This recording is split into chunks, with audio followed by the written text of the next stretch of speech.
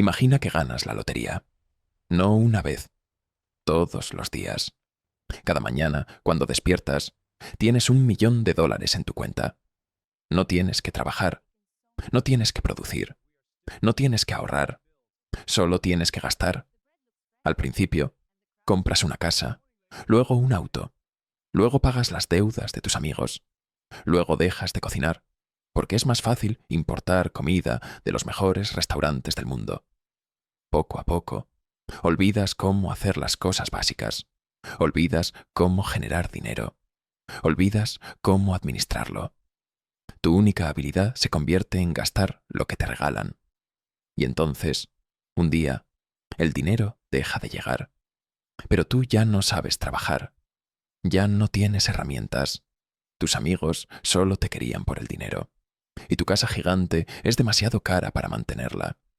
Esto no es una fábula moral, es la historia económica de Venezuela. Un país que no colapsó por ser pobre, colapsó por ser inmensamente rico. Hoy vamos a contar la historia de cómo el petróleo, el recurso que prometía el desarrollo infinito, se convirtió en la droga que destruyó la capacidad de una nación entera para sobrevivir por sí misma. Olvídate por un momento de Chávez, de Maduro, de Trump y de las sanciones. Esos son los síntomas finales. La enfermedad comenzó mucho antes. Esta es la historia de la trampa del barril. Para entender el final, tenemos que ir al principio. 1922, Estado Zulia, occidente de Venezuela. Un pozo llamado Barroso II explota. Literalmente. Una columna de petróleo negro sale disparada 40 metros hacia el cielo. Durante 9 días llueve petróleo sobre los campos. Nadie puede detenerlo. Es tal la presión, tal la cantidad, que la noticia recorre el mundo. Hasta ese momento, Venezuela era un país agrícola, pobre, olvidado, azotado por el paludismo y caudillos militares. Su principal exportación era el café y el cacao. La gente vivía del campo. El Estado era pequeño y débil porque dependía de los impuestos que pudiera cobrar a campesinos pobres. Pero el Barroso II cambió el ADN de la nación en una semana. Las compañías extranjeras, Shell, Standard Oil, llegaron en masa. Empezaron a sacar petróleo como si no hubiera un mañana. Y empezaron a pagarle al Estado venezolano regalías e impuestos por ese derecho. De repente, el dictador de turno, Juan Vicente Gómez, se encontró con algo que ningún gobernante venezolano había tenido antes: dinero gratis. No tenía que negociar con los hacendados, no tenía que pedirle impuestos a la gente, solo tenía que cobrar el cheque de las petroleras. Aquí nace la primera distorsión, el pecado original de la economía venezolana. El Estado dejó de depender de la sociedad. En un país normal, el gobierno necesita que a la gente le vaya bien para cobrar impuestos. Si la gente produce, el Estado gana. Hay un incentivo alineado. En un petroestado, al gobierno no le importa si la gente produce o no. El dinero no viene del trabajo de los ciudadanos. Viene del subsuelo. El Estado se vuelve rico, incluso si el país es pobre. Y el Estado se vuelve todopoderoso, porque es el único que tiene dólares. Gómez usó ese dinero para crear un ejército moderno, carreteras y consolidar su poder. Murió en su cama, tranquilo, dueño del país. Pero dejó sembrada una semilla peligrosa: la idea de que la riqueza en Venezuela no se crea, se extrae, y que la función del gobierno no es fomentar la producción, sino repartir la renta. Cómo el dólar destruye el campo. A medida que el petróleo fluía, ocurría un fenómeno económico invisible pero letal. Los economistas lo llaman la enfermedad holandesa. Funciona así. Cuando vendes mucho petróleo, entran muchos dólares al país. Cuando hay muchos dólares, la moneda local, el bolívar, se hace fuerte artificialmente. Si tu moneda es muy fuerte, importar cosas extranjeras es baratísimo. Comprar zapatos de Italia, carne de Argentina o maíz de Estados Unidos es más barato que producirlos en casa. Pero al mismo tiempo, para un agricultor venezolano, exportar su café o su cacao se vuelve imposible. Sus costos internos son altos y cuando vende afuera le pagan en dólares que al cambiarlos a bolívares sobrevaluados rinden muy poco. Resultado, el campo muere, la industria muere. ¿Para qué sembrar papas en los Andes si puedes traerlas de Canadá más baratas y con menos esfuerzo? ¿Para qué fabricar camisas en Valencia si las de Miami cuestan la mitad? Durante los años 40, 50 y 60, Venezuela vivió esta transformación brutal. Los campesinos abandonaron la tierra, se mudaron a las ciudades, a los cinturones de pobreza alrededor de Caracas, buscando una gota de esa renta petrolera. El país dejó de producir comida, dejó de producir bienes. Se especializó en una sola cosa: sacar petróleo, venderlo y usar el dinero para importar todo lo demás. Se convirtió en una economía de puerto. Tu ropa, tu carro, tu whisky, tu queso. Mientras el precio del petróleo fuera alto, esto se sentía como el paraíso. En los años 70, Venezuela era conocida como la Venezuela Saudita. La clase media viajaba a Miami los fines de semana solo para comprar. Se decía que estaba ta barato, dame dos. El gobierno construía obras faraónicas, represas gigantes, rascacielos, becas masivas, gran mariscal de Ayacucho para estudiar afuera. Parecía que el desarrollo había llegado, pero era un espejismo. No era desarrollo basado en productividad, en innovación, en tecnología. Era desarrollo basado en un precio de barril que, históricamente, es una montaña rusa. El intelectual venezolano Arturo Uslar Pietri lo advirtió desde 1936. Acuñó una frase famosa: sembrar el petróleo. Usar la riqueza temporal para crear agricultura e industria permanentes. Pero nadie le hizo caso. ¿Por qué sembrar cuando puedes cosechar sin esfuerzo? Venezuela embriagó, y como todo borracho, se olvidó de que la fiesta tenía hora de cierre. 1983. Viernes 18 de febrero. El precio del petróleo había caído. La deuda externa había subido. Y de repente, el dinero se acabó. El gobierno reconoció que no tenía dólares para mantener el tipo de cambio artificial. Devaluó la moneda. Nació el control de cambios. Para una generación de venezolanos, el Viernes Negro fue el fin de la inocencia, el fin del ta barato, dame dos. La ilusión de riqueza se rompió, y lo que quedó abajo fue la realidad de un país que no producía nada. Los años 80 y 90 fueron una agonía lenta. Inflación, desempleo, deterioro de servicios. La política intentó ajustar. Carlos Andrés Pérez, el mismo presidente que había nacionalizado el petróleo y presidido la bonanza de los 70, volvió en 1989 para intentar arreglar el desastre. Aplicó el gran viraje, un paquete de medidas, de austeridad, liberación de precios, privatizaciones. Básicamente, intentó curar la adicción a la renta de golpe. El cuerpo social del país, adicto a los subsidios y al dólar barato, reaccionó con violencia. El Caracazo de 1989. Saqueos, muertes, represión. El sistema político colapsó. La gente sentía que le habían robado su riqueza. La narrativa popular no era el modelo rentista se agotó. La narrativa era los políticos corruptos se robaron el dinero del petróleo, que es infinito. Esta es una distinción clave. Si crees que la riqueza se crea con trabajo, exiges condiciones para trabajar. Si crees que la riqueza existe por naturaleza, petróleo, y alguien te la está quitando, exiges que te la devuelvan. Venezuela no pedía capitalismo, ni socialismo, ni liberalismo. Pedía un vengador, alguien que sacara a los corruptos y volviera a abrir el grifo de la renta para el pueblo.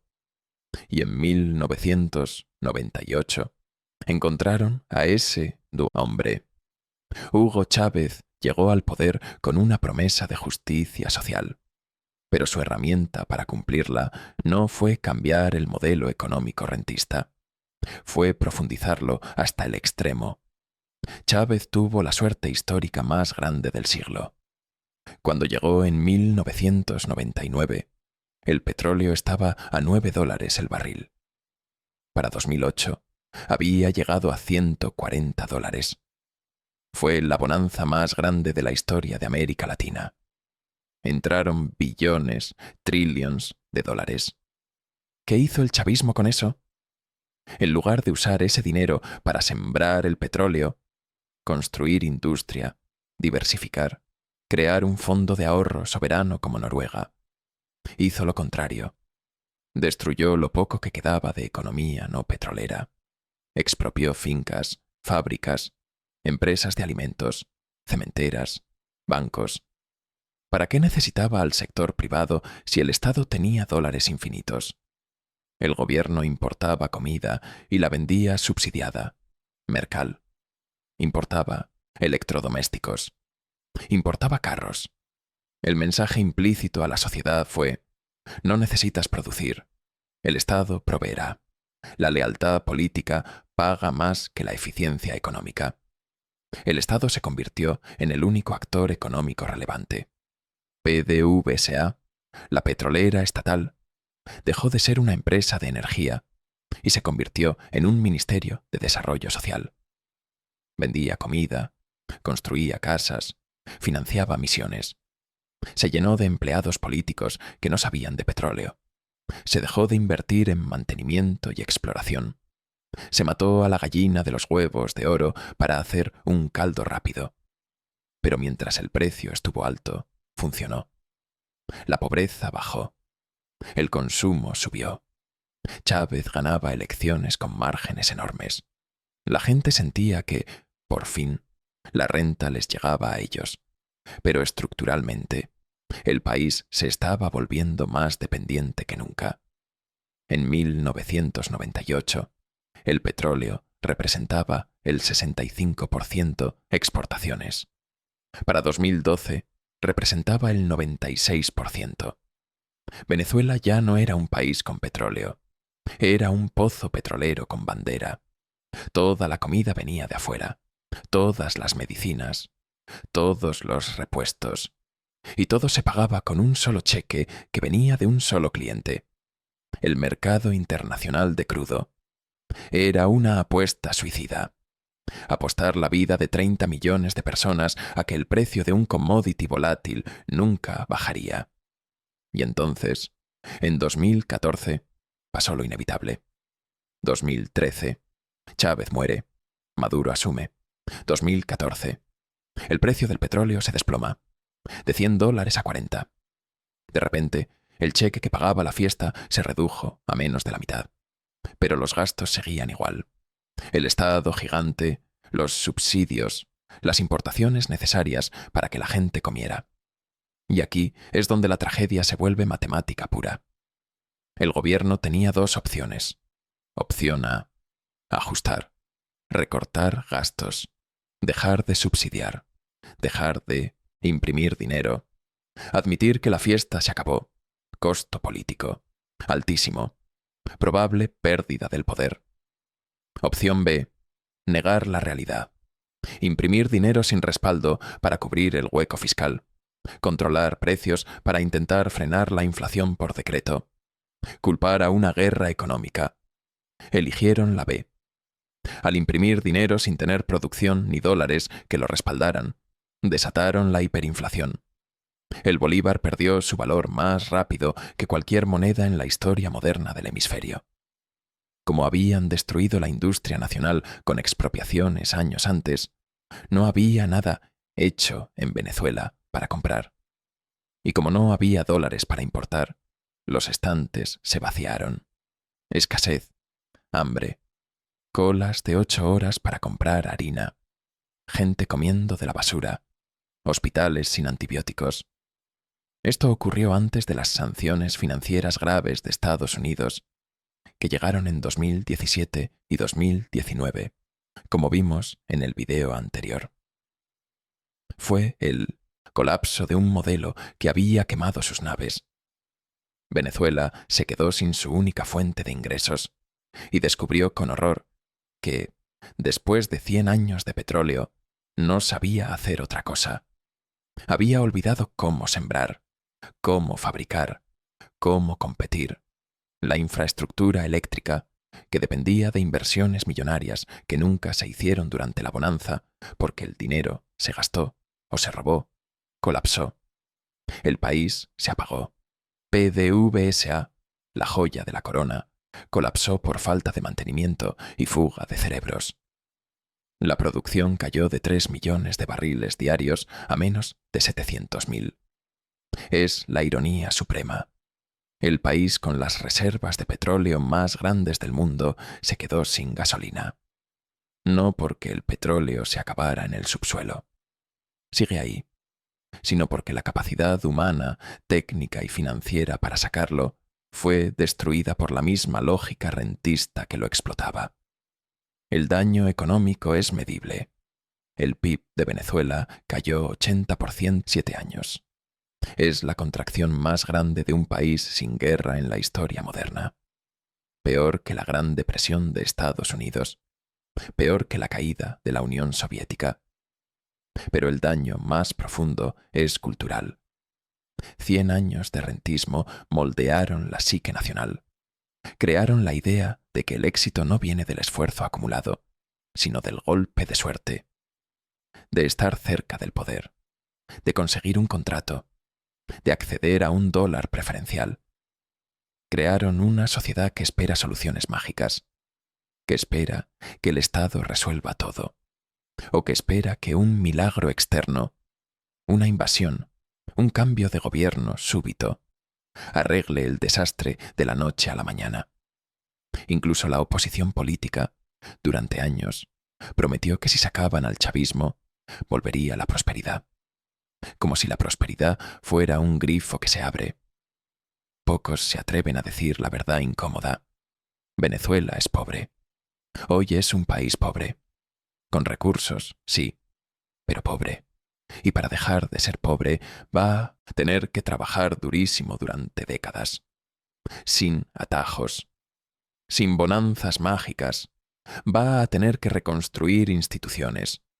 Va a tener que convencer a inversionistas de que no les van a robar.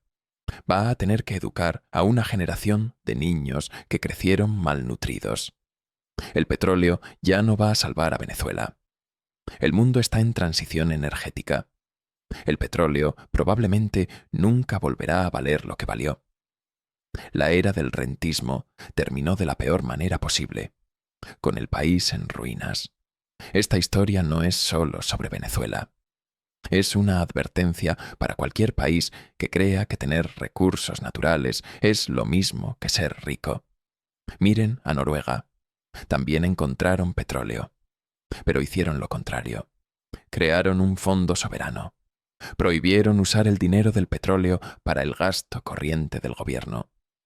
Invirtieron en educación. Protegieron su otra industria. Entendieron que el petróleo era un regalo temporal, no un modo de vida. Miren a los países árabes hoy, desesperados por diversificar sus economías. Turismo en Dubái, fútbol en Arabia Saudita, porque saben que la fiesta tiene fecha de caducidad. Venezuela es el ejemplo de lo que pasa cuando ignoras esa realidad, cuando confundes precio con valor, cuando confundes consumo con bienestar. Es la demostración trágica de que la riqueza fácil es el veneno más potente para una nación, porque te quita lo más importante que tiene una sociedad, la necesidad de esforzarse, de innovar y de cooperar para sobrevivir. La tragedia de Venezuela no es que se le acabó el dinero, es que nunca construyó nada más que un cajero automático. Y cuando el cajero se rompió, descubrieron que no había comida en la despensa, ni herramientas en el taller, ni médicos en el hospital. Solo había promesas viejas y cheques sin fondo. Hoy, millones de venezolanos caminan por el mundo. Han tenido que aprender a la fuerza, en el exilio, lo que su país olvidó durante un siglo, a trabajar, a competir y a empezar de cero sin red de seguridad. Si esta historia te ayudó a entender que la economía no es magia, sino trabajo, dale like. Es vital que entendamos esto para no repetir el error en otros lugares. Suscríbete si quieres más análisis de cómo la historia económica moldea nuestro presente.